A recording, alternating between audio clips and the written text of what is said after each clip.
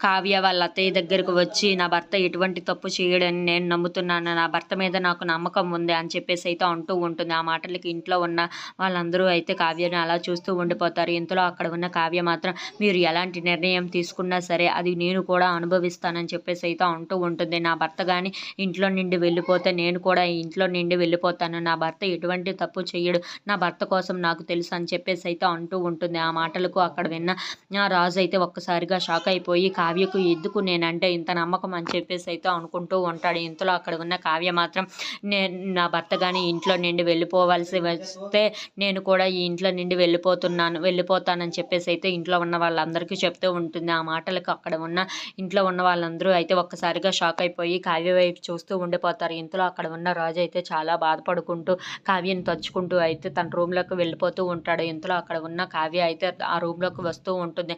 అది చూసిన రాజు అయితే కావ్య భుజం మీద పడి ఎందుకు కావ్య నేనంటే నీకు ఇంత నమ్మకం, నేనంటే నీకు ఎందుకు ఇంత ప్రేమ అని చెప్పేసి అయితే అడుగుతూ ఉంటాడు. ఆ మాటలకు అక్కడ ఉన్న కావ్య అయితే మీరంటే నాకు నమ్మకం ఉంది, మీరు ఎలాంటి తప్పు చేయరని నేను అనుకుంటున్నానని చెప్పేసి అయితే అంటూ ఉంటుంది. అది విన్న రాజు అయితే కావ్య నా మీద ఎంత ప్రేమ ఉందో అని చెప్పేసి అయితే అనుకుంటూ ఉంటాడు. If you like this video please like, share and subscribe friends.